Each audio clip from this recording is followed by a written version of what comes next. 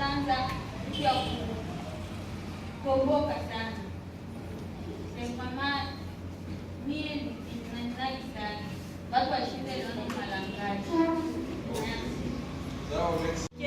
Pakia enda kapita mayua mutu ava enda postule kusema semienta kwa depute usati kandidant bote, kila mtu anajulizaka kwanza, mie naweza enda hapa niko nani, wala hapa niko wae. Maki unajikontrole kwanza, unajuliza personalite yako, vision zenye uko nazo kuhusu population na ile ingine yenye banasemaka kuhusu projet de société. Na waza tuliweza onyeshewa hapa depute akwaki na projet de société, ila anakwaka na utilize naye projet de société ya parti politique yenye koamo.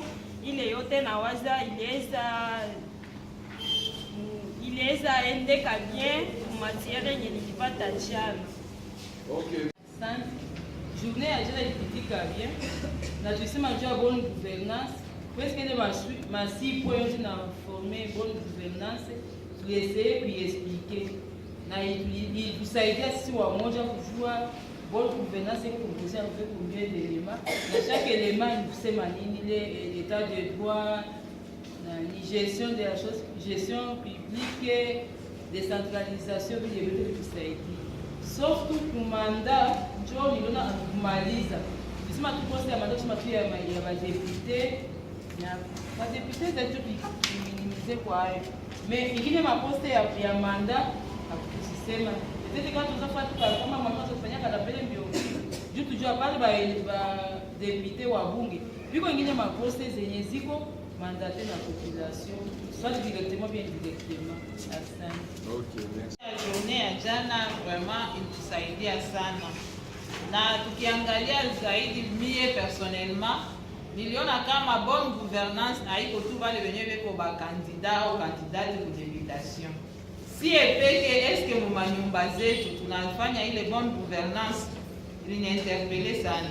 Mu association zenye tunadirige tunafanya bonne gouvernance, maana wakati tunasema juu ya bonne gouvernance itusaidie tangia kuanza kunyumba mu association na kwenda mpaka kule yulu kwa deputation, kwa ministre, kwa nani. Juu wakati hatutengeneze hapa chini, hatuwezi enda kutengeneza yulu na hapa chini hatutengeneze. Asante sana. Okay. Surtout ile maelema ya bonne gouvernance, ile mapilier tulidegotike sana. Umie Constant nilifanya kuona kama huko kwetu hakutakuwa bonne gouvernance.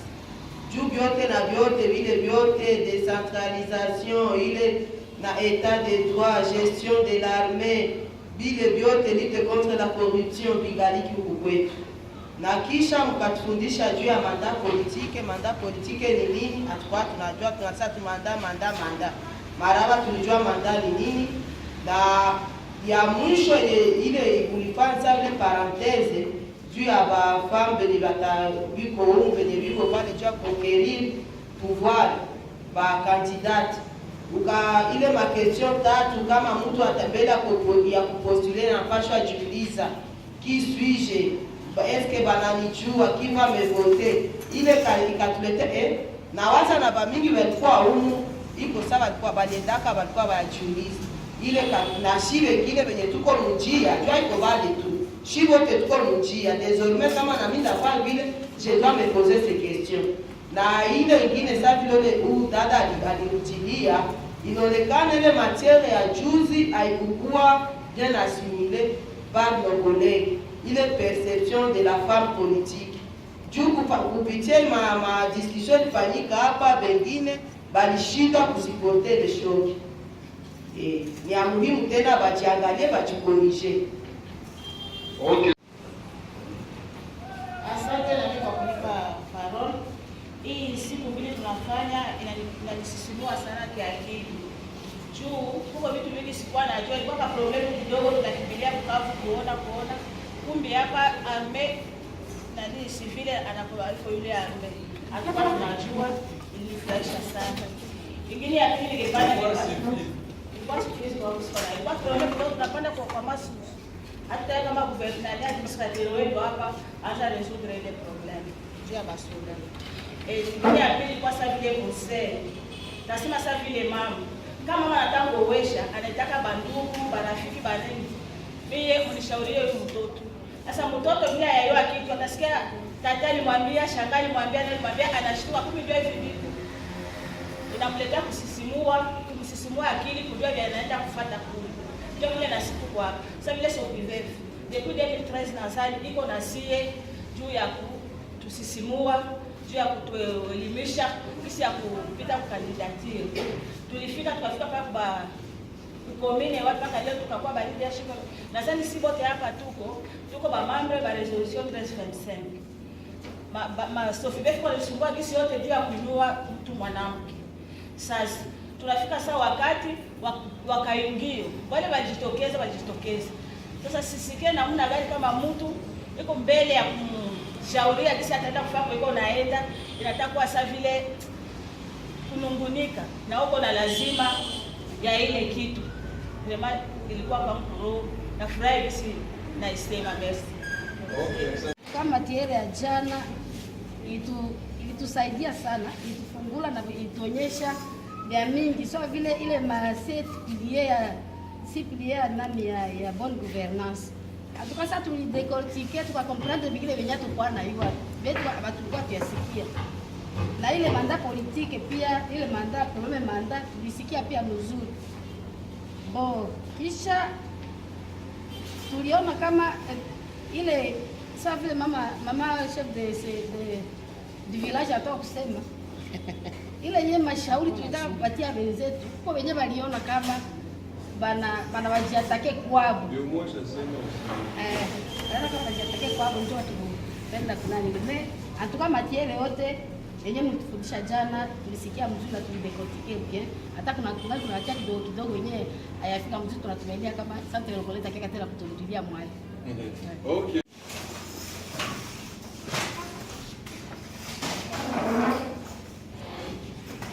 Baba Furaha alisema kuweza kufikisia mzuri. Wakati ya zile tatu tuko mbili ziko politiki na moja haiko politiki. Sivile ziko politiki ni nini na nini? Exécutif na législatif. Exécutif na législatif. Est-ce que magistrat pour la mandat politique? Ah, na sivile je nini? Pouvoir judiciaire iko politique. Sivile ndio tukaingia tukasema mwenye manda kuko wenye wana exercer directement na wana exercer indirectement. Mais wana exercer directement ni wale wenye tulivote wenye population hiyo peke wavote directement na wapia tunakuvote wende kuwe par exemple député. Sivile député wana manda politique iko direct. Waseni hapa Uvira. Mama Françoise kama unaweza simama inaweza kuwa ya muhimu. Tupigie hata mikono. Surtout mwanamke. Teme yenye tutadevelope hapa inahusu election et démocratie.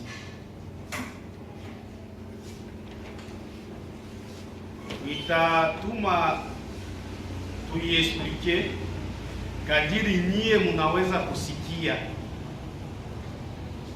Tutakuwa libre kwa kurepondre ku question zote, mais ikuwe en ordre conduite yenye tunapashwa kufata. Je pense que parmi ça akupashwa kosa ke telefone inaweza kuwa sous mode vibraire juu ya kuto interrompre intervention. Matière électorale iko tellement complexe. C'est pourquoi tutailimite kufatana na gisi tuko hapa. Ukikuwa zingine zenye tunasahau ni kwa nyinyi sasa kutuambia hivi, tulipenda pia kupata kuru ya mwaka mzima ya universite. Itakuwa tu notion kidogo kwa sababu vitu leader feminin iko anapenda naye kupanda yulu zaidi kunako fasi ya madecision kwa kudefinir election nini. Tapita ku type d'élection. bote mizani tunaweza kusikia kidogo Kifaransa na Kiswahili. Kisha kusema juu ya type d'élection, tutasema juu ya électeur et éligible en République démocratique du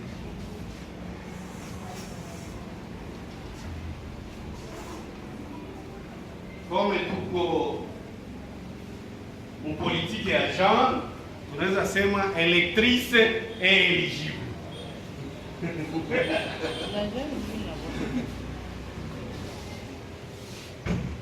Kisha vile tutasimulia juu ya cycle électoral.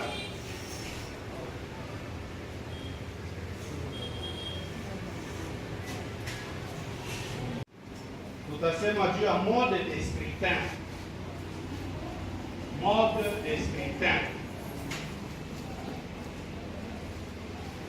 C'est presque la même chose que les systèmes électoraux à travers les élections.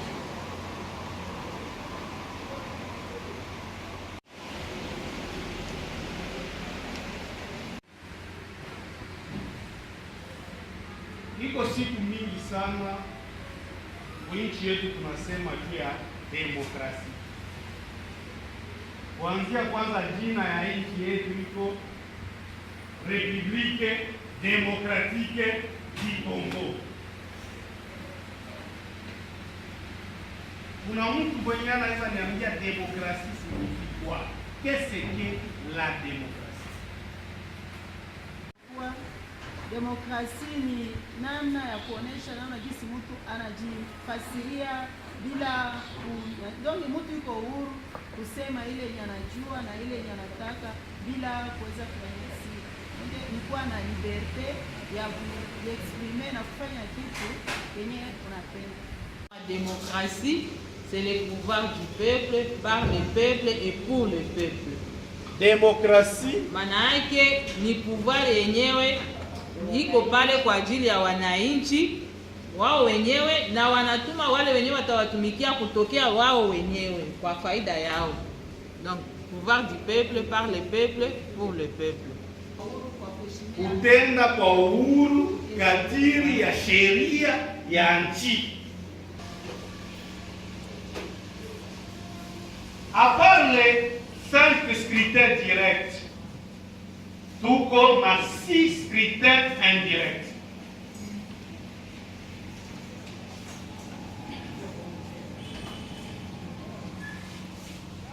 Six scrutins directs. Parmi, ou bien on peut dire, les 6 scrutins, tunasema kuko élection des sénateurs civils, indirect, des sénateurs, tuko na élection des gouverneurs des provinces. Sinakuwa mbili.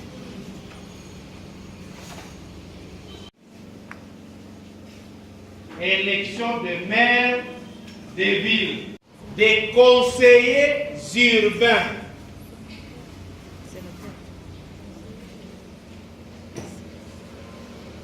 des bourgmestres des communes.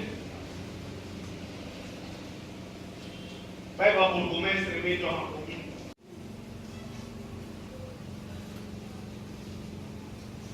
Heureusement qu'il y a quoi il est né à 6 scrutins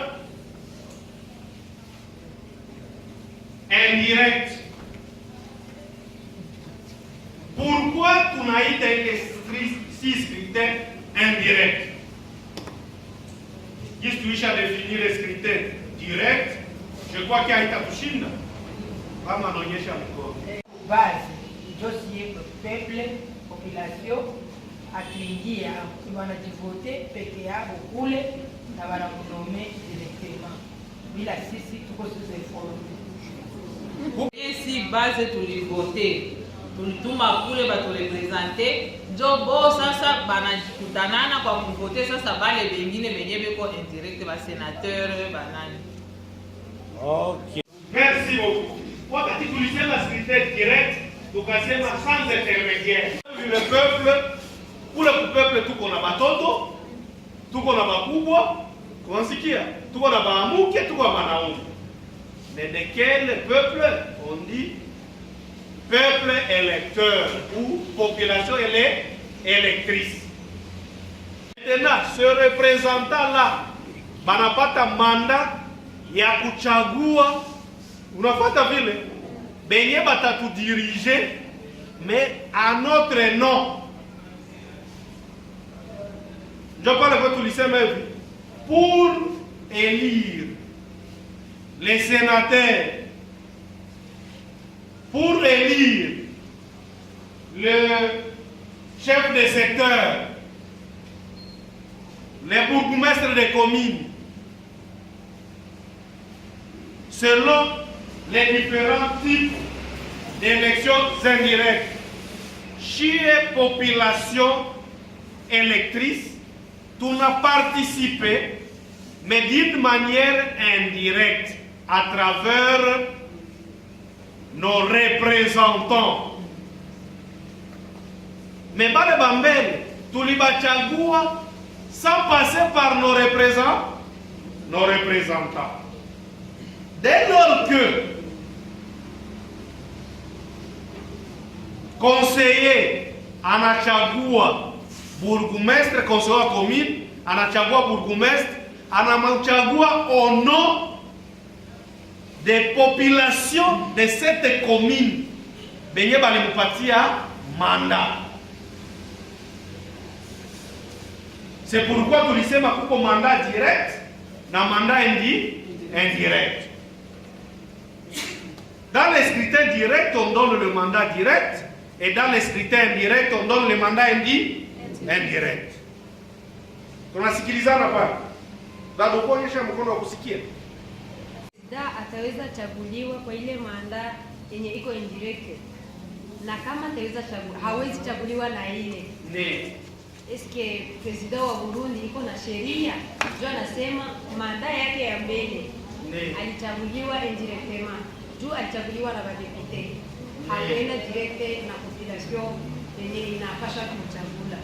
Eske iko na sheria kwa ile juu yeye anasema iye ni ba population balimchagula. Ndio manda ya kwanza. Ya pili ni hii yenye anaingia yemo yenye iko na funyo. Eske iko na sheria? Tuna répondre avec notre liberté d'expression. Civil. Na simi nilikuya haiko tu mjina ya seni, mais niliitiwa sawa vile expert mwenye nakia kudone matière yenye naweza kufanya. Civil. Shibali tunafuata situation ya Burundi. Sawa vile gisi kuko mwenye alisoulever situation ya Rwanda. On a donné les exemples parce que ce sont des pays voisins à nous et on a vivre les réalités. Kusema kama Burundi tutaweza kukana tena na tuisha sikia befa election démocratique yenye president alikuwa élu. Si ya kwanza si bali fa election atukona banenda kuma hivi. Haukona kada. Kuuliza hivi kama tena president anaweza kuwa élu indirectement. Haiko ndio niuliza. Est-ce que président wa Burundi alikuwa élu indirectement? Nitarudia kule. Kumanda ya kwanza. Na ulisema manda ya kwanza. Na yeye alisema mimi kwa eli kumanda ya kwanza na naomba kufanya manda ya pili par le peuple souverain. Nyinyi ndio mtajibia. Sana raison ou bien quoi raison? Parce que toi le président de la République doit être élu démocratiquement par le peuple souverain directement. Et lui il dit, moi pour la première fois, je considère les élections pour lesquelles mon peuple m'avait élu directement, selon notre constitution et selon notre loi. Vous n'avez pas ça? Maintenant, quand il était arrivé au pouvoir, Sinjoville, il a déjà dirigé, il a même un troisième mandat, mais il a un deuxième mandat démocratique et le peuple n'a pas tiré. Vous n'avez pas ça? Dans un premier mandat, c'était un mandat consensuel. On a fait ça. Nous ici, après le Sun City, il y avait aussi les mandats consensuels. Et après les mandats consensuels, est-ce qu'on peut dire que le chef de l'État congolais alisha pas troisième mandat démocratique? Hapana. Iko mu deuxième mandat yake, dernier mandat yake constitutionnellement. Unafuata? Maintenant, wakati yenye president wa Burundi balifaka kumutia pale mbele, ilikuwa kupitia un parlement. Haiko vile? Na huko tulikuwa kupitia un parlement mu makoro, tulikuwa na badepite mwinchi bebe kwaka nommé. Les arrangements politiques, les accords politiques et qui donnent les effets politiques. Et lui, wakati yenye bana interpréter, tulikuwa na kule biko na sawa gisi na shitu kwa cour constitutionnelle. Bakaenda kwa juridiction compétente, mtu ambie biko hai. Ma juridiction kasema babu kwa manda yako. Unapata na anafaa manda yake ya pili yenye batu banamucha. Ikikuwa sasa vya kinguvu wala babiko vya kinguvu, shiba tu kuangalia, hatuna hata position ya kusema. Haiko vile. Mais tunajua hivi kulipita maelection na alipita. Sasa dada, si unafuata vile kuile manda yenye bangine banasema ke baifa manda. Ujue ndio manda ya peuple. Na anapaswa pata 2 mandats du peuple. Et non 2 mandats du Parlement. On ne lit pas par mandat parlementaire comme ça en Afrique du Sud, où on peut élire le président au niveau des critères indirects, mais limité à mes appréciations propres et personnelles.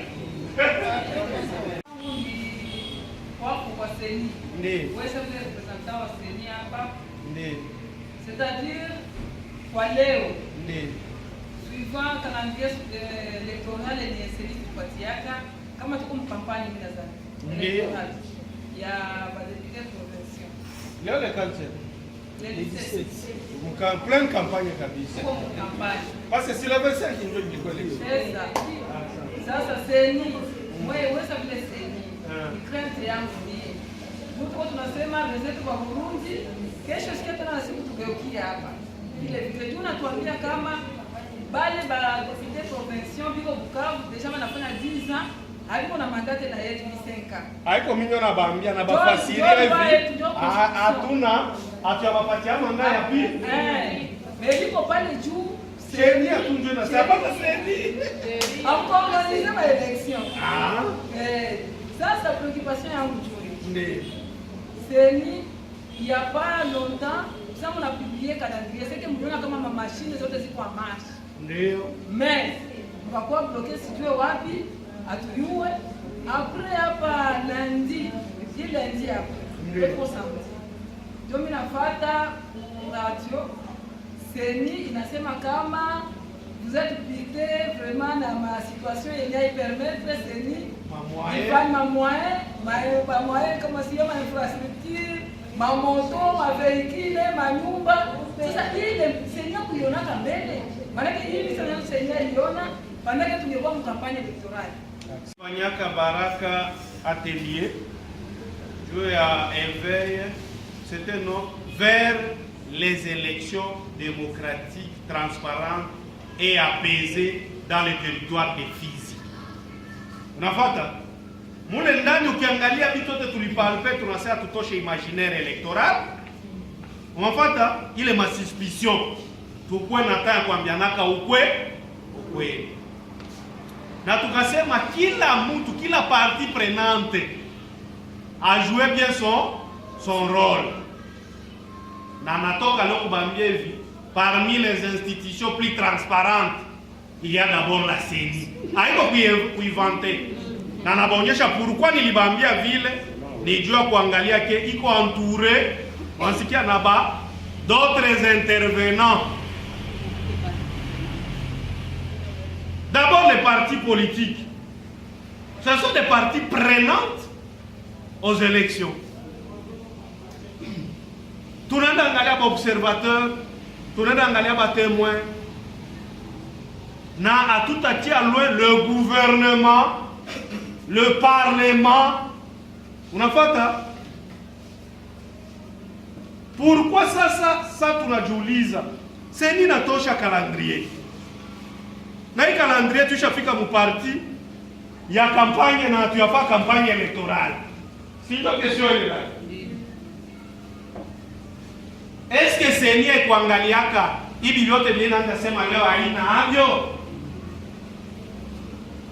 Tuirudia kuteste hapa, nikasema tukwake na kilitira ya kusomaka. Na tuache vya kufataka bengine banasema. Si vous lisez bien le calendrier, kule mwisho banasema les contraintes. Uvosikia? Ni kusema hivi, kama huyu akutufanyishia hivi, shi hatutafanya hivi. Unapata? Kama huyu akufanya hivi na shi hatutafanya hivi. Meshie kwetu shie kugisi nyie population munatulomba na gisi sheria nasema ngalia gisi tukwapenda kufanya ile maelection. Ile calendrier iko tout plan ya exécution. Vous comprendre? Na ile plan kwa hiyo kujiexécuter il faut kukue financement préalable, kukue sécurité. Vous comprendre? Kukue loi. Vous comprendre? Et ça, on va encore approfondir ça pour partir à cycle électoral. Comment les élections se préparent. Vous avez fait? Et quelles sont les étapes pour faire que les cycles vont Nani? Donc, wakati si tulisema ile calendrier, wakati Seni lisema calendrier, na ikaonyesha woga yenye ko nayo kusudi ile calendrier zifikie. Hapa kuko watu ya maonje civil. Quand on fait un projet, kuna jeni watakwambia hivi kama mwaya iko usikia hii projet haitajiexecute, mais projet kuko élaboré si kuko élaboré mama. Sasa Amfika alitia plan yake d'action ou plan stratégique à 5 ans. Amfika yaka mais si tuko actif tout terrain, ce qui nous bloque c'est ça. Et c'est ce que Bassani est en train de faire. Pourquoi c'est bien? Parce que tout ça n'est pas quelque chose qui croit par exemple l'élection et que le matin, toi la mouka couvre-feu, bah ça c'est moi à dire qu'on est dans un mois. Moutaïfa. Est-ce que ça va plus fort que moi ça? C'est dit qu'il n'a pas organisé ce jour-là les élections. Le Seigneur va vous dire qu'on avait dit que c'est le 25 ici, il n'y a pas d'insécurité. Hein, comprenez? Mais la CENI n'est pas chargée de la sécurité. Vous comprenez? Qui la partie prenante doit bien jouer son rôle pourvu qu'on puisse atteindre les élections démocratiques, crédibles et transparentes. On a fait une hypothèse. Nous avons un concept clair. Alifaa kuifanya kwa kama hypothèse.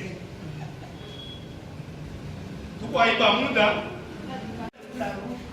ni sasa tunasema kwa kwanza mtu tunasema tena sio hapa siku na kwanza tunasema hivi. Kila mtu anashiko na haki ya kusemea kandidatira yake. Anajijua uzito wake. Sasa kule kama ni kama afanye kule aliona walimvote. Example tupige na kwanza. Walimvote kweli. Na sio kuona kwa zake. Atasema nini kusikia vilifanyika hapa kwetu? Wewe alikuwa vote, tuangalia walikuwa wengine. Asante. C'est nini tumika mu société civile na tumika mu ONG. On comprendre. Na maanimation haiko leo ni kwa kumanana ba mke jua kubambia hivi. Kama mko nyuma ni juu yenu nyie peke. Parce que nilikuwa tumika na nilikuwa ni groupe thématique droit de la femme et violence sexuelle en République démocratique. Nilikuwa tumika vile Kinshasa. Et il n'y a pas longtemps, nilitosha article wanasema nani éveil de la Congolaise, interpellation pour les hommes congolais. Kuwasikia juu ya situation ni nitasema hapa ya kuonyesha combien de fois les femmes sont nombreuses mais elles sont invisibles dans les instances de décision. quelque part, les femmes doivent s'interpeller, et d'autre part, les politiciens aussi, hein, les hommes, doivent aussi changer leur mentalité. D'une part, nikaonyesha koma ba-homme biko ba-egoiste, na quelque part, nikaonyesha koma kutojikuta kwenu, c'est une fatalité. Quelqu'un de l'opposition, quelqu'un de la société civile de la rue, d'ici la boîte, balinibia ma voix, si tu le sais, ou les candidats, alikwenda kuona saa kila mtu kwa koshe, question kwanza hii. Si tu sema le vote est secret.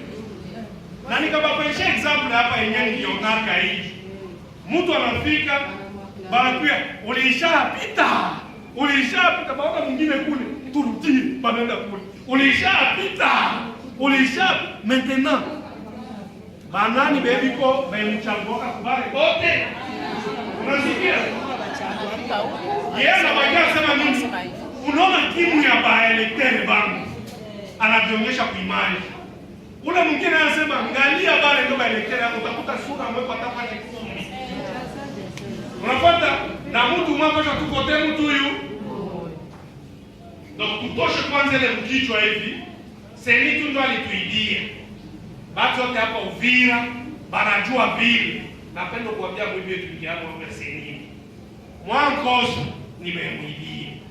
Na mwampata bainisaidia. Batu abajaminiani. Unapata kwanza ile mwana. Bene ikosaka. Kama kwa pamoja kwa banisamee sana bene ikosaka. Mere yangu. Kama to kupataka unikosaka tu. Me abakupigiaka. Mimi najua kama nilikosaka tu. Nashukuru. Kama yake senye kwa transparent. Wakati tukianza tulikuwa qui publie les résultats définitifs. Après avoir passé aux contentieux électoraux. Unapata hiyo. Ndio maana nisema ile tutaipata zaidi sasa tukafika mu cycle électoral. Comment s'organisent les élections? Ile kusema eske amkuidiaka. Ni unapata vile. Ni kusema hivi. Shenila cour jugeait bon à quoi d'éviter d'où il y a certaines irrégularités yenye inaonekana. Nitoko bamia kwa iko shindo kwa sécurité mikono. Et pour preuve, policier watu bakamvunja miguu. Unapata? Et dans les contentieux électoraux, quelqu'un peut soulever ça. Na anasema hivi, mie bali profiter mwile masasi na fulani ndiye pikisha kile masasi.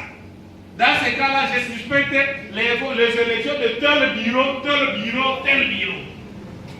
Pour ce cas-là, la Cour est libre de dire que tu n'as annulé ma élection à ile centre, mais tu n'as compté huku kungine. Unapata? Saba na compté kule kungine. Kumbe ule mwale ndo staki. Alijua hivi, kule kwa mimi na staki parce que c'est un jeu démocratique. Wasikia? Et on vous dit que la politique c'est un monde compétitif, magique et aléatoire. Trois concepts de constitution. Magique, compétitif et aléatoire. Dans la compétition, chacun prévoit lire. Il comme ça un jeu de football. Voici et la CENI, c'est comme le jeu de football, il y a élection. Kuko observateur biko angalia nje, ba arbitre biko, ba juge de touche biko. Maintenant kila équipe inaenda lala lokal. Mama basema bale walienda lala mulake leo Tanganyika. Bali lala kuzimu. Bengi basabe kena tu mama wetu kwa makaburi. Bengine befa bulozi. C'est la même chose que dans la politique. Hapa balifanya hivi, hapa balifanya hivi. Mais kule ku niveau ya Cour suprême, kila ule anakiana ba avocat wake na anapresente probleme yake, anatante d'une solution. Na wakati hapo walipresente aga Cour ikajije itu kusema kama Shenila ndio alipi. Est-ce que c'est parce que la CENI n'avait pas compté? Est-ce que ce n'est pas à cause de l'insécurité de ce jour? Est-ce que ce n'est pas parce qu'elle avait prouvé que certaines na bulletin, vous comprendre, haikukuwa rempli. Et dans ces cas-là, nous ne pouvons pas, parce que nous n'avons pas l'arrêt de la Cour qui avait motivé cela. Vous comprenez? Mais ça prouve seulement encore la transparence que wakati balipibliaka la CENI n'avait pas dit mot. Unafuata ile gani? Mais wewe haiko CENI tu lipibliaka. Donc utafuata kisi inakuwa biblia kwa kushika elektorali. Ndio mama François. Mwenye alisema kama Uvira kutoka kuja wengine walikimbia bali alama. Ndio. Au kwa Uvira la kutoka na problema ya kumjibia yeye mama. Lakini alikuwa na question yake ilikuwa fondée. Ndio. Ilipitika hapa Uvira fujo kutoka kusema kama walimwibia alama. Seulement ilikuwa problème ya kutoelewa système électoral. Il fallait peut-être apporter 13 000 voix pour qu'il habite. Bon, un candidat qui est indépendant en affiche à 10 000 voix. Il se croit être le premier parce qu'il a 10 000 voix parmi tout le monde. Tous les restes candidats. Ce monsieur-là avait 10 000 voix. Ses membres qui étaient là-bas croyaient que comme lui-même a 10 000 voix, donc il est parmi ceux qui ont passé. Oh, ce n'était pas ça. Pour Kupita, il fallait qu'on a 13 000 voix par exemple. Le monsieur avait 10 000 voix. Or, il alikuwa indépendant. Bangine balikuwa 5 ou bien 4 3 3. Sasa wanachanga ile mavua yote, banafika ma 15 000, ma 13 000, kisha yeye anabaki ile 10 000 yake. Atapita. C'était ça le problème. Ule monsieur kama alikosaka c'est parce qu'il a fait 10 000 voix. Bezake balishanga bafika ma 15 000, ma 18 000, bale watu yake bakawaza juu yeye mtu mmoja alikuwa na 10 000 voix, c'est que yeye alipaswa kupita parmi walipita. Oh, kumbe balipata mingi kumshinda juu alichanga mavua yake. Yeye alikuwa na mwanata mchanga, akabakia na 10 000, na walikuwa na watabachanga, bakafikisha ma 15 000 na zaidi. C'était ça le problème. Mjibia sana na mimi nafurahi juu ya kutuelekea vitu yenye iko inapitikana terrain, na yeye ndio logisticienne wa hapa Uvira. Alijua kwa vitu vilivitakanaka, na mimi nilikwambia mama vitu mingi napitikana juu ya ignorance. Na ndio kweli nianze mfasirie binani mwa kwa na wewe mule ndani na vitu vingine naweza kosa na wasi mile anapata ikupite wewe unakosa. Juu kwa kumaliza mitaweza kwa hivi. Eske une saa fikisha 20,000. C'est nini limuongezea mafuta kwa election? Wengine ndio wanaangalia na makesho ya pia kimi. Tunasema tulisema pourquoi ile ma election tunaita indirect. Cela donne la iko somo mzuri kila mtu anasikia kitao. Alors, banane par électeur bleu. Civil. Sawa, kama ndio non, unionyesha mkono. Unaweza kupoze question. Ah oui, sawa. Ninawaza baelecteur ni bale watu watavote ba kandida. Na kandida ni mtu mwenye alipostile fasi fulani juu ya kuchaguliwa na kwenda kurepresente ile population kuhusu kazi fulani. Swate niveau tusema ya maposte ya élection directe. Donc présidentielle, législative na locale. Pale wako eli directement na wale watu. Ndio. Dada anasema ba electeur ni bale watachagua makandida. Haiko vile kana. Mama nitaongezea. Ndio. Asante. Juu hapa uko tofauti ya vitu viwili. Unasema electeur na candidat.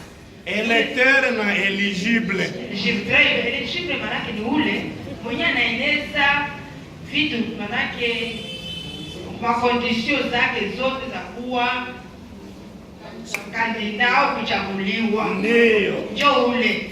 Ndio huyo sasa. Bakandida na baelecteur ni sema electeur, tusema eligible. Eligible ni ule mwenye anaweza kuwa kandida compétent par la juridiction compétente pour un niveau de scrutin. Unafuata? Bamuke banazoea kuliasa. banazoa kupita sana.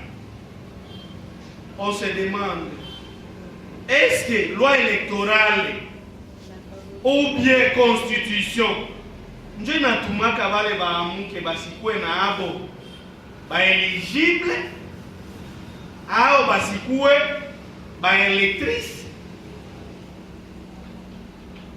Tunasema loi électorale yetu iko paritaire. Haiko vile? Principe de la parité est tellement respecté par la loi électorale. L'égalité des chances hommes-femmes. Haiko vile? Et les critères sont les mêmes qu'aux hommes tout comme aux femmes. Unaona kama kuko maprobleme deja. Beba vote akaba sénateur. Wapata. Sinisha bambia aje mama participative, mais de toutes les façons nous disons d'abord l'andragogie. Et dans l'andragogie, il faut avoir la combinaison des méthodes. Il y a la méthode active et la méthode passive. Et il convient à celui qui expose d'appliquer ces deux méthodes pour la réussite de ce qu'il est en train d'expliquer. Voilà pourquoi, pour le sénateur, l'âge, si tu peux nous dire, âge, tout à fait la privata, ça tout est chaud. La communauté est au niveau de l'âge, la confusion ce n'est pas au niveau de la caution, mais il y a des gens qui viennent et vous disent, les individus au Sénapa, n'a pas des réponses au contraire. Haiko ba député nationaux ndio bachagua kama sénateur. Nilipata wapi kwa nilipata? Hapa kwa mama. Unasikia? Yeye kwake alikuwa wazee wa député nationaux. Mimi namwambia mama anasema na njoo vile kama mama alisema. Na mimi nasema hivi nitapenda kunicontredire. Ce sont les députés provinciaux. Unafuata? Normalement nilikuwa halahat. J'étais informé hier. Mais sinon, je devrais vous amener un module, et je crois que c'est un module, et vous souvenez, par exemple, pour comprendre davantage ce qu'on a dit. Parce que là, je prévoyais déjà base légale, et tout à tout c'est mal. Parce que pour les élections, quand on a fait ça septembre, ça c'est très capital. C'est les députés provinciaux, nous, Bachagouaka, les sénateurs. Et tu sais, on va député provinciaux, ok. Donc vous voyez, c'est l'élection directe qui crée l'élection indirecte. Les transferts des pouvoirs, les transferts des mandats. Tu vois, les députés provinciaux. Kishi wote kwa toa kwa ambiguïté de Basena. Civil.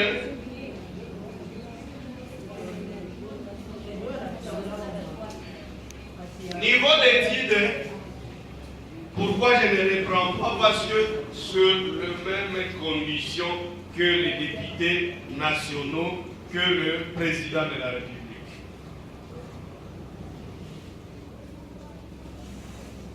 Caution, vous allez vérifier dans la loi.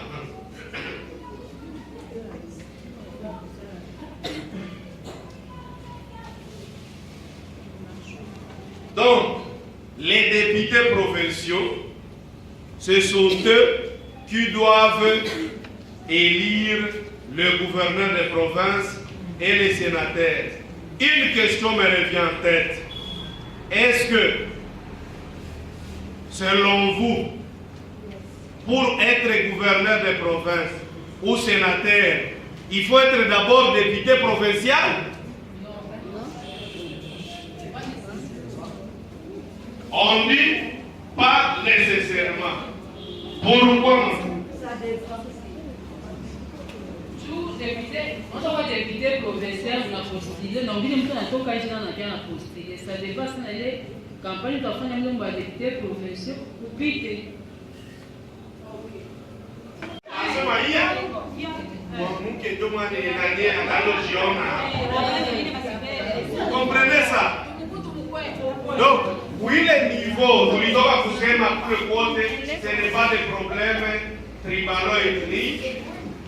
Ici aussi, pour devenir gouverneur de province, ce n'est pas seulement bon. C'est ce qu'on a l'habitude de voir. On a vu que tous les gouverneurs sont issus de leur province. Mais ce n'est pas exclu que quelqu'un Kassaï soit élu au Sud Kivu et quelqu'un du Bas-Congo soit élu au Katanga. Vous voyez ça?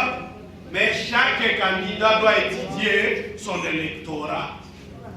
Vous me comprenez? L'électorat, quand on a ça, ensemble, là-bas, électeur et vote. Civil. Et après les gouverneurs de province, Fukasema Kuko, ma mère et à ma ville. Ville d'Uvira, ville de Baraka, ville de Chabunda. Vous voyez ça? Ces villes-là seront dotées de leurs dirigeants. Ces dirigeants-là seront élus démocratiquement. Pas question de nomination. Vous voyez ça? Vous voyez là où la démocratie est importante et les élections sont importantes. Et si les femmes se mettaient ensemble, il y a moyen de briguer certains mandats. Vous voyez ça? Nous avons dit que, et c'est que nous voulons encore dire, pour être vers des villes ici,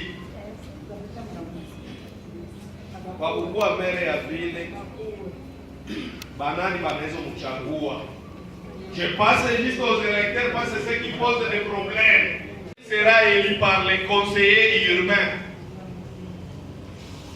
Bah, tu dois être conseiller, par députés locaux, parce que ils feront la même chose que nos députés, les contrôles de la chose publique de manière directe ou indirecte.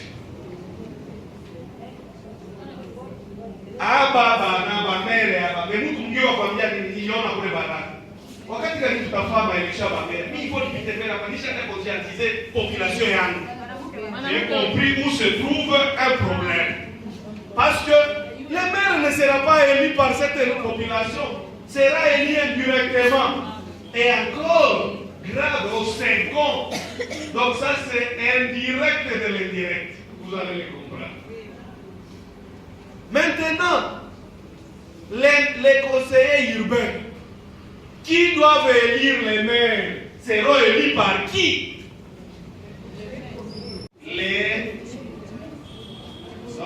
Je parlais ici par les conseillers urbains.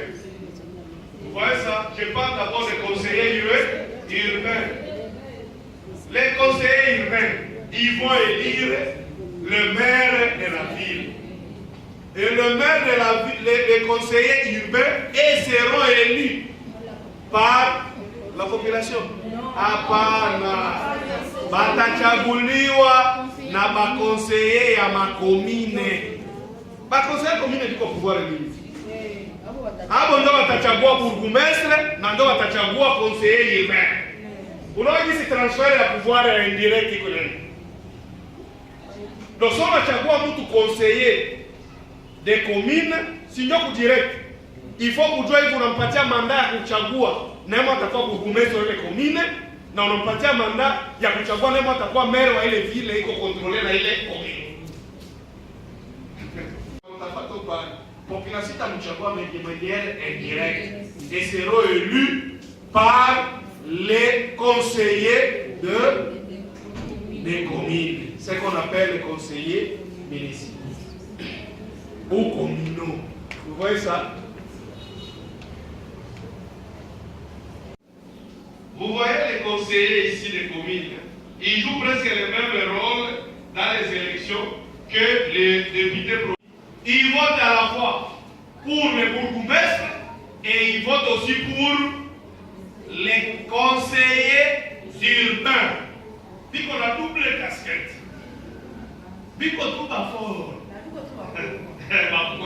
Présent.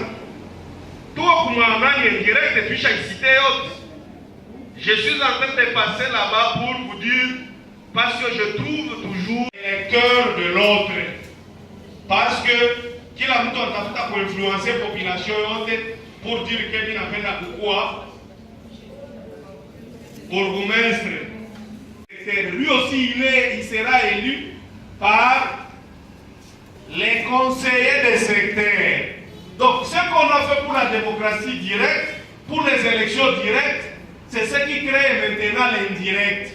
Donc, si on a mal choisi directement, il ne faut pas regretter les conséquences dans l'indirect. Parce qu'on a fait des transferts de pouvoir, du mandat, les chefs de secteur. Mais en parlant de chef de secteur, en parlant du gouverneur de province, vous voyez ça, il faut voir déjà leurs adjoints. Parce que quand on va parler de mode de scrutin,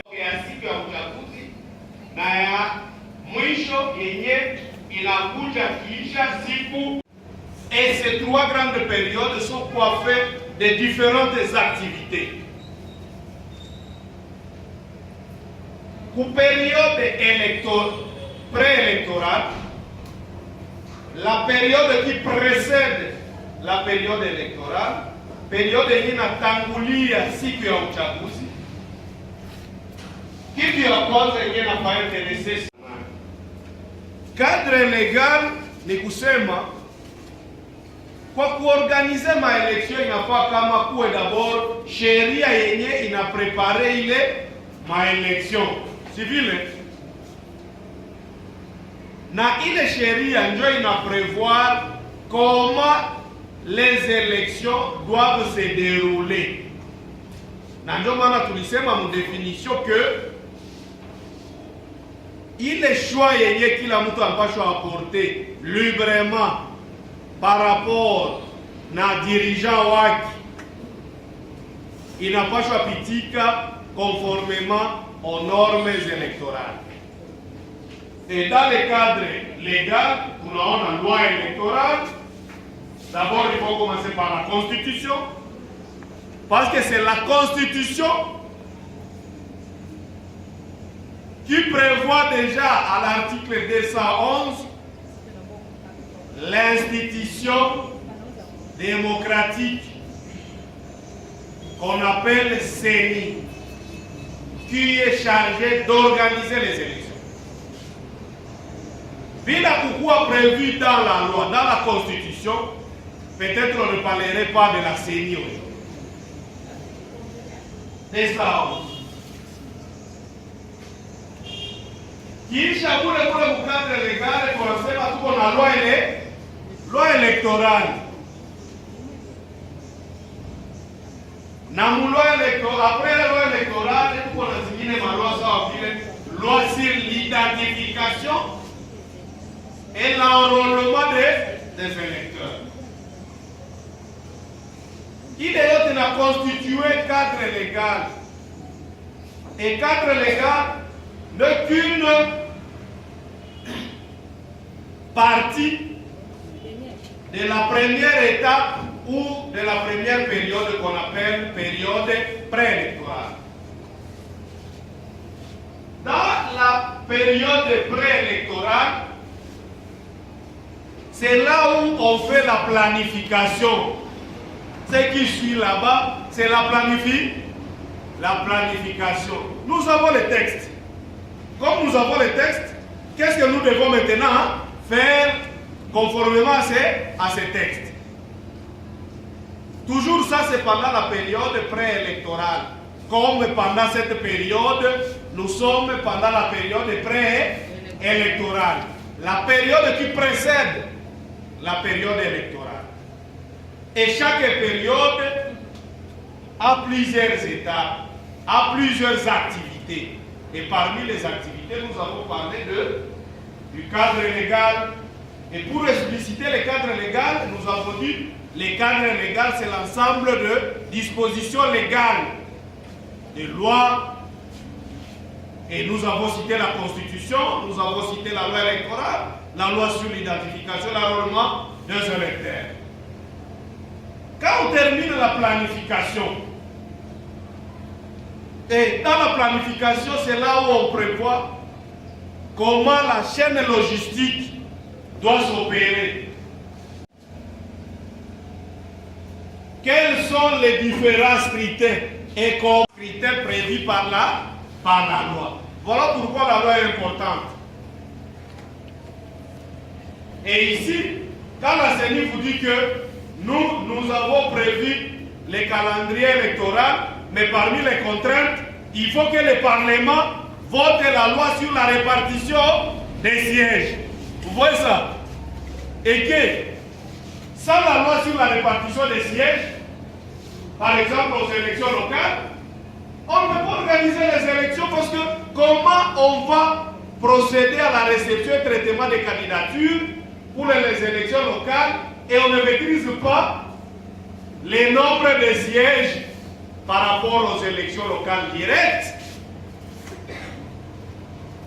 Ce sont des questions qui se posent pendant la période préélectorale. Mais dès lors qu'on a un cadre légal, on a bien planifié, la logistique est bien définie, qu'est-ce qu'il faut faire? On s'est dit non, les finances, est-ce qu'on a le moyen pour l'organiser? Vous voyez ça? C'est toujours dans la planification. Et c'est toujours pendant la période préélectorale. C'est ainsi que la CENI, après avoir réuni tous ces éléments-là, à la SEMA sasa non, tunaweza anza tusha définir que scrutin fulani itakuwa wakati fulani.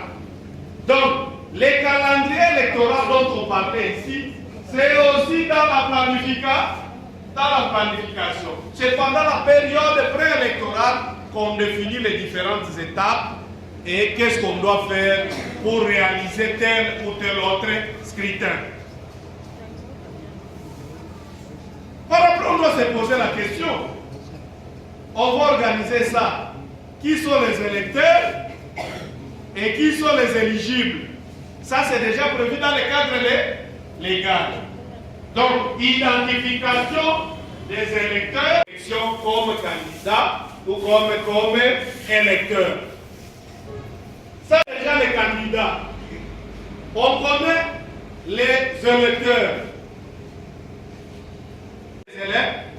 Les électeurs. On va identifier les candidats, c'est pendant toujours la période pré-électorale. Et c'est ce qu'on avait fait ici avec les candidats aux élections provinciales. On a identifié les candidats conformément à la loi. On a les candidats.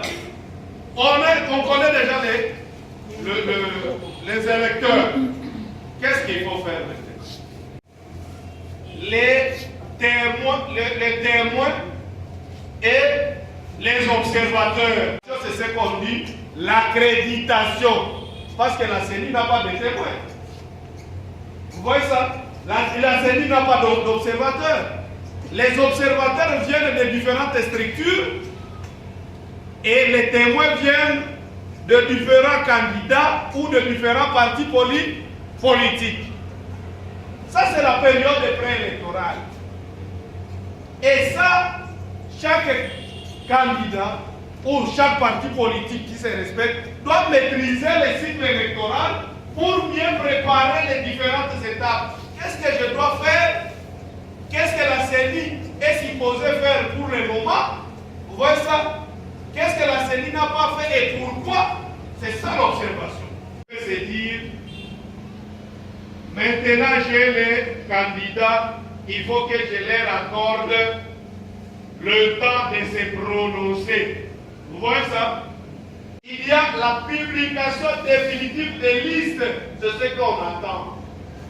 Jusqu'à présent, la CENI a publié la liste provisoire des candidats aux élections provinciales. Et on m'appelait. Est-ce qu'on peut commencer la campagne? Est-ce qu'on peut prendre déjà des photos? Les candidats retenus, parce que la liste de la CENI est provisoire et c'est la compétition des juridictions compétentes. Et dans le cas d'espèce, c'est la cour d'appel. Vous voyez ça?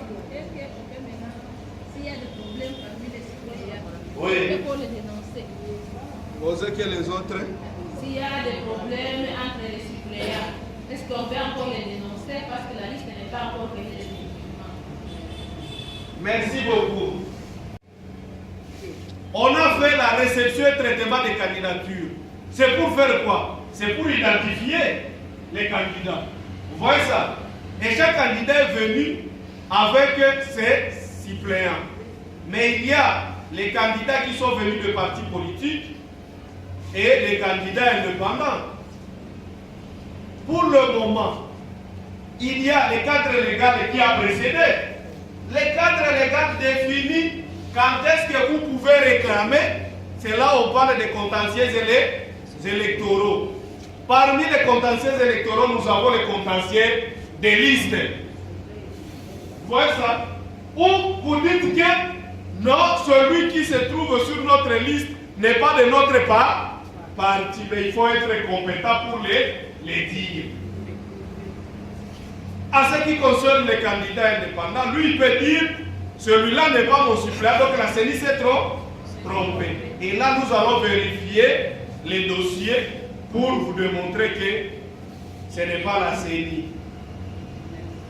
Chaque jour, les bureaux de réception et traitement des candidatures affichaient les candidats, vous voyez ça, dont leurs dossiers sont examinés et sont recevables. Avec leurs suppléants. C'était pourquoi on affichait ça.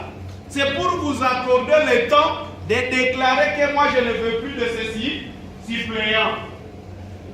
Dès lors que le BRTC a fermé, donc il y a un plus qui va à la province, l'autre plus qui va au niveau de la juridiction compétente, et l'autre plus qui reste à l'antenne de la CENI pour des éventuelles réclamations.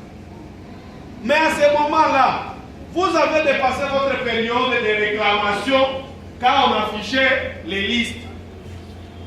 À ce niveau-là, vous entrez dans les contentieux, il faut saisir la juridiction compétente. Et là, si je ne me trompe pas, vous avez 4 jours pour dire que la liste qu'on a affichée au bureau de réception, je trouve que c'est anormal. Quand la CENI a publié la liste, je vois qu'on a collé sur mon nom le suppléant qui ne m'appartient pas. Mais dire qu'au niveau des juridictions, vous voulez aller changer les suppléants, c'est difficile. Parce que vous êtes venu déposer en bonne et due forme avec liberté votre candidature. Ce n'est pas à cause de vos contentieux de la maison que vous viendrez maintenant perturber ce que vous avez fait vous-même. Je cite toute la salle. Vous voyez ça? Ici, quand on termine à identifier les électeurs, on a un cadre légal, on a bien planifié, donc le calendrier est sorti. Il ne reste que la période électorale. Et cette période commence avec la campagne électorale. Est-ce que tel scrutin aura lieu? Vous voyez ça?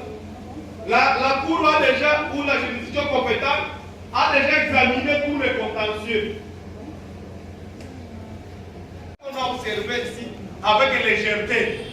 On arrive devant le bureau de réception et traitement des candidatures parce que le parti a besoin de remplir la liste, parce que le candidat n'a pas de suppléant.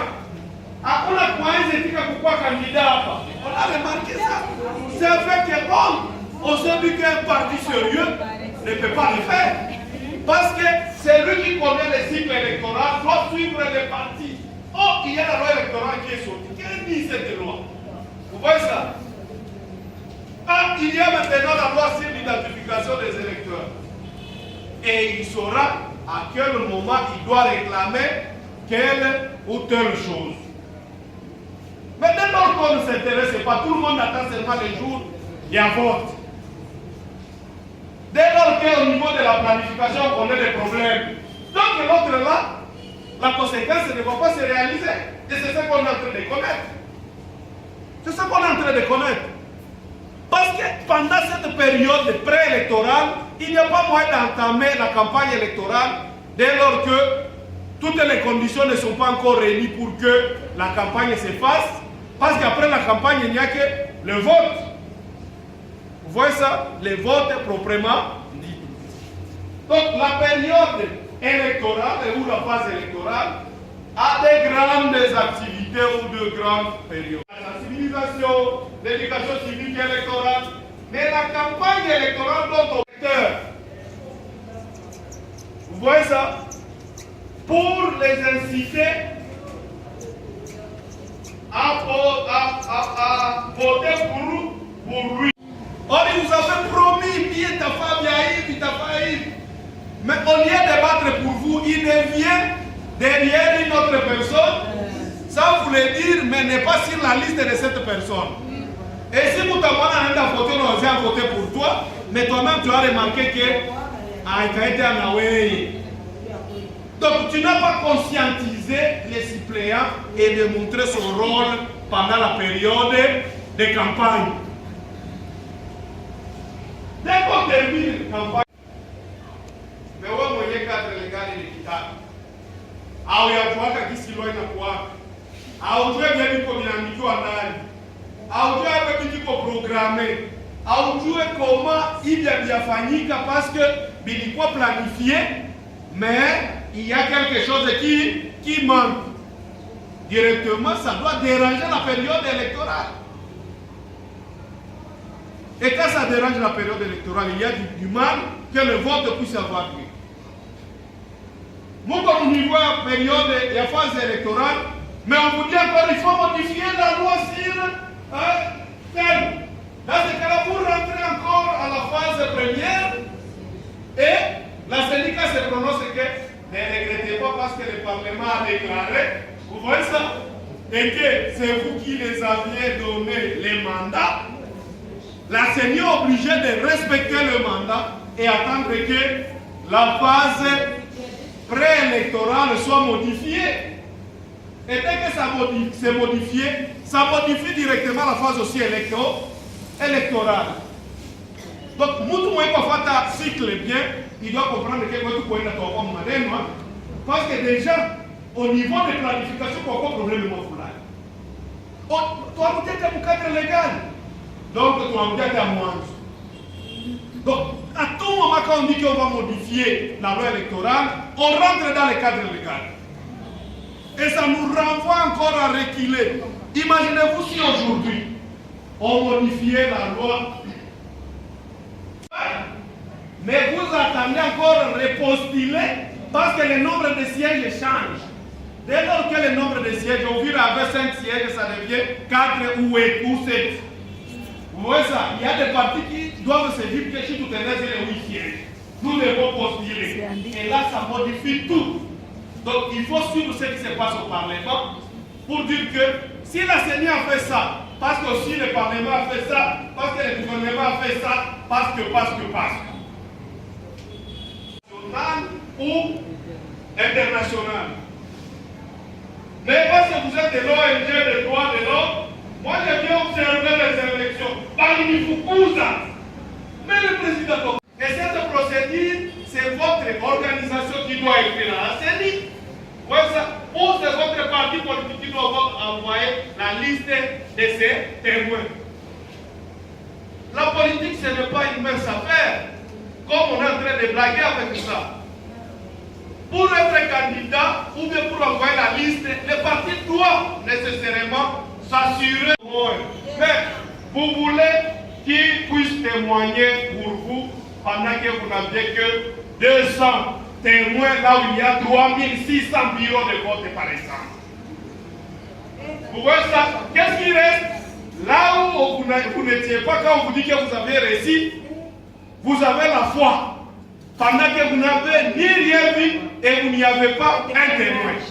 Déjà, c'est le début de l'imaginaire électoral. Il faut peser ses moyens. Je voudrais être candidat et je ferai tout pour former mes témoins et les témoins dans tous les bureaux. C'est pourquoi la loi dit l'absence des témoins ne peut pas empêcher que les scrutins puissent avoir lié. Parce que déjà, c'est supposé que pendant la période préélectorale, on avait déjà accrédité tous les terrains et tous les partis étaient déjà informés que c'est le moment d'accréditation des témoins. C'est le moment d'accréditation des observateurs nationaux et internationaux. Qui que vous soyez, quel que soit vous venez de telle organisation, appelée communément internationale ou nationale, vous n'avez pas la compétence ni le pouvoir d'accéder dans les bureaux de vote sans autorisation du président du bureau de vote, mais aussi vous ne pouvez qu'y entrer à titre d'électeur si vous n'êtes pas agent de la CENI ou agent temporaire. Pendant cette période, vous avez ces deux étapes. Quand vous terminez la campagne, vous entrez les jours de scrutin où chacun doit maintenant opérer son choix librement tel qu'on a défini ici. Et dans ce cas-là, le vote est secret et chacun est libre maintenant de choisir. Il doit se trouver dans l'isoloir tout en pliant son bulletin de vote et il met ça dans l'urne tel que prévu. Personne ne connaît ce qu'il a mis là-bas. Mais il peut sortir à l'extérieur, il dit Mungu qui cause sa mère, il va appliquer à toi, maman, tu as saigné. Dieu, pourquoi c'est à vous qui va combien de minutes? Dieu qui s'est million, on va voter. Ouais, tout kabisa, on peut choisir. On y en est à Wapi, on va voter. Voilà ce qui se passe. Quand on termine le vote, déjà, chaque bureau de vote doit présenter les résultats. Pour contredire la CENI et dire que la CENI a triché, il faut avoir dans chaque bureau le résultat et démontrer ça devant la juridiction compétente. Qu'on appelle électoral. On a voté la période électorale. À ce niveau-là, il ne faut plus chercher. Vous ne pouvez que chercher à la CENI. C'est à travers maintenant les juridictions compétentes qui peuvent convoquer la CENI, les experts de la CENI, pour dire que essayez de nous éclairer. Pourquoi les candidats s'est présenté ici avec le résultat lui présenté par les témoins qui ne sont pas conformes à ce que vous aviez donné? Là, la CENI aura l'amabilité de s'exprimer. Et j'ose croire que si vous avez tous les brevets, vous allez réussir si vous avez réussi. Et à ce niveau-là, la CENI ne se trompe pas. Ne se trompe pas parce que tous les résultats sont là et sont affichés après signature de témoins des partis politiques. La transparence de la CENI. Quand on termine ça, on entre dans la période ou la phase post-électorale. Il y a kiisha maélection, il y a wakati ya maélection, il y a mbele ya maélection. Dieu est tout ça mon cycle. Il est déjà constitué cycle électoral. Pendant la période post-électorale, tu sais les annonces électorales. Et ça sera contentieux maintenant de résultats. Parce que wakati yetu ulifaa réception et traitement des candidatures, il y avait contentieux de liste ou contentieux de candidature. Mais quand Matulisha a publié, il n'a pas contentieux électoral de résultats. On a contesté les résultats. Mais on n'a pas contesté sur base de ce que les témoins vous avez informé, sur base des rapports des observateurs, les gens de la société civile qui sont ici présents, les organisations qui ont accrédité leurs observateurs, ils doivent faire les rapports et les recommandations à la CENI. Pourvu que la pendant la période de campagne, à Macher, est-ce que tout ce que vous avez vu sur la liste, c'est ce que vous avez vu dans votre campagne? C'est-à-dire, il était dans la période préélectorale, mais pendant la période électorale, il s'efface. Il est libre. C'est pas ça, maman. Donc, s'il est contre, il est libre de ne pas postuler. Parce que il est candidat de ces partis, c'est suite à ces partis que la CENI a accepté sa candidature. Et dans la base de données, on reconnaît qu'il est candidat de tel ou tel autre parti. Vous voyez ça? Et il y a par exemple la liste définitive qui est déjà sortie. Il n'appartient au candidat de décider soit il va postuler ou soit il va laisser. Parce que quand il va laisser, il ne sera pas poursuivi. Quand aussi il va participer, s'il passe député, c'est bien lui d'abord le bénéficiaire. Vous voyez ça? C'est bien lui d'abord le bénéficiaire. Parce qu'il y a certaines personnes qui sont élues non seulement à cause de leur parti, mais c'est à cause de leur crédit, leur crédibilité sur le terrain. Vous voyez ça? Il y a quelqu'un d'un parti de la majorité qui a été élu à l'Équateur, mais parce qu'il avait vu que son parti n'était pas tellement aimé, qu'est-ce qu'il avait fait? Il est sur la liste, mais quand il arrive, il dit, Bandou, musifatane na mambo ya malist. Mukiona ndugu yenu mwenza basemea, mumuchague. Parce que mwile ndio hadi na sisi tutapata jinsi ya kubasemea. Donc, la CENI ne peut pas vous donner la stratégie pour battre votre campagne. Vous voyez ça? Combien de gens qui sont au Parlement, qui sont apparemment dans tel parti, mais vous voyez vraiment l'idéologie contraire. Vous voyez ça? C'est la politique, maman, c'est un monde d'intérêt, mais en même temps, dans la compétition, il faut avoir beaucoup de stratégies pour réussir. Zote sitoka kwetu Uvira, mwanamke mingi ndiko wanaalfabeti. Anafika ile fasi ulisema anaenda kuvote yeye peke. Hajua kusoma. Anafika mle mbiro ya vote anasema nionyeshe mtu fulani. Bale watemwangu wote kwa wanasikia. Ule mtu anaenda anaonesha mfano kama mabati yangu. Anaonesha ule mwanamke kama huyu choko na tafuta. Bongo au kweli. Sana kama kunyumba, ule jamaa anasema, unajua, fulani hakukuchagula, alichagula kama mtu fulani. Ule mtu tumfanye namna gani? Imaginaire electoral.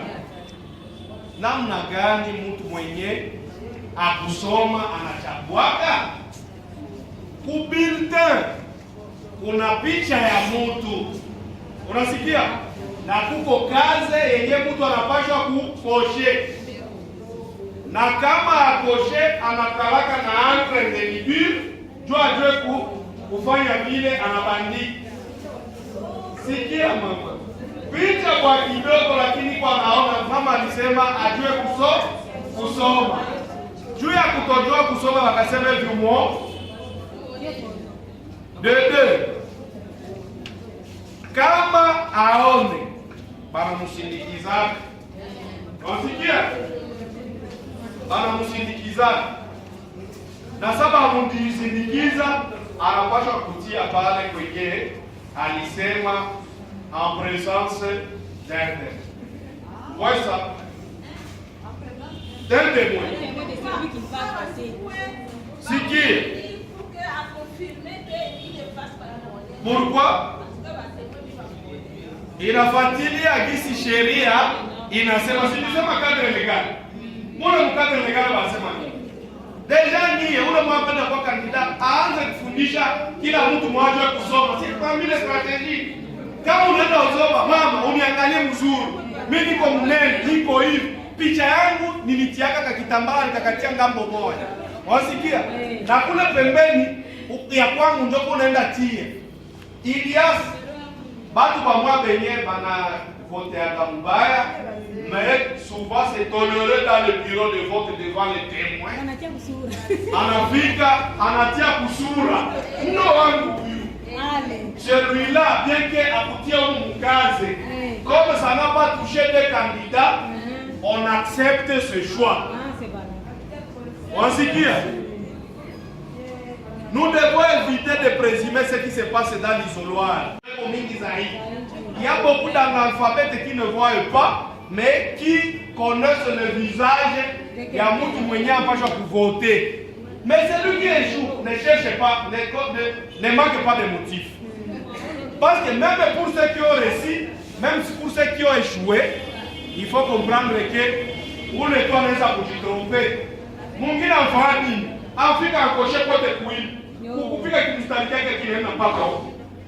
Mais la loi est claire. Quand il y a un fâche mbili, le bulletin est nul.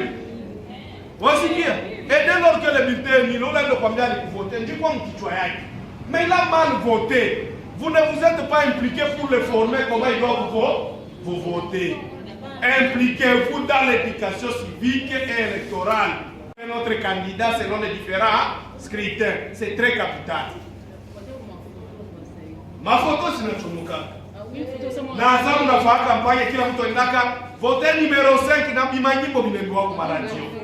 Wasikia kila mtu kwa stratégie yake ya kufaire connaître son électeur, la façon dont il doit voter. Mais comment tu impliqué ça? Ni magumu bana.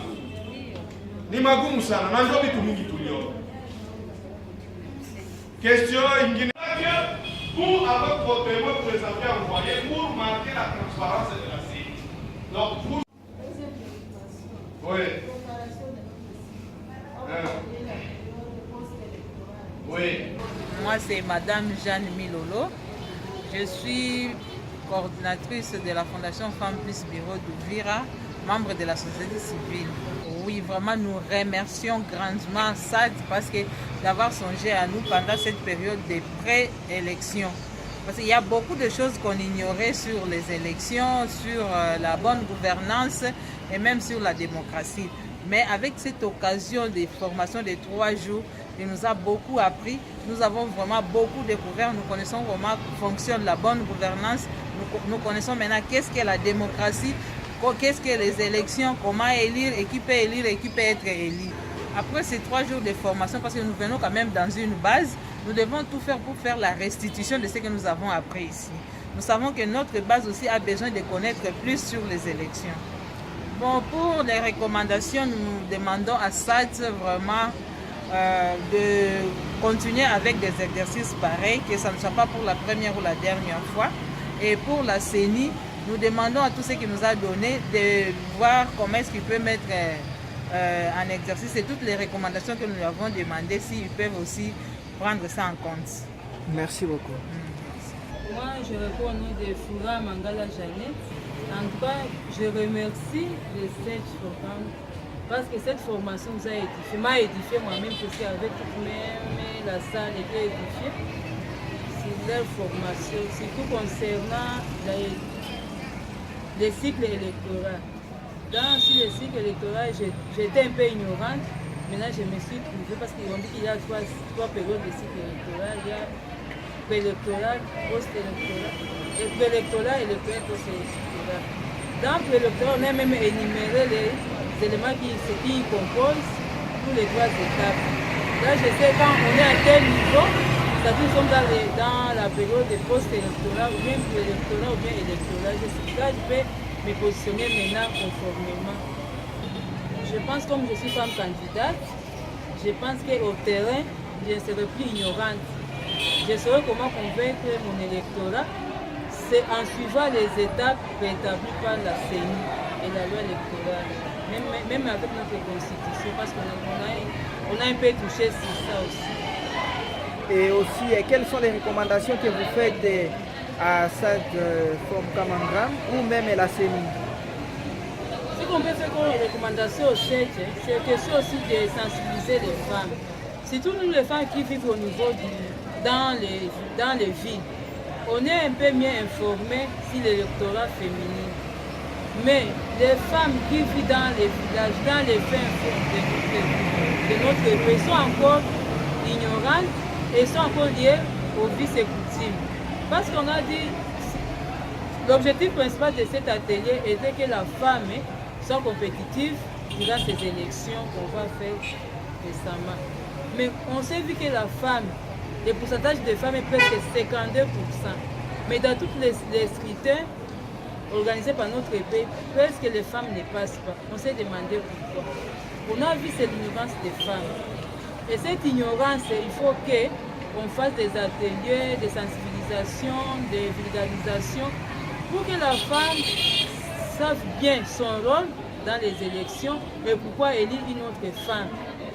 Et j'espère que si, comme cette fait des sketchs, fait des théâtres, s'il peut multiplier de tels sketchs à l'égard de la femme pour voter notre femme, et si ça peut arriver même là au fin fond de notre pays, la femme peut s'éveiller, peut se réveiller.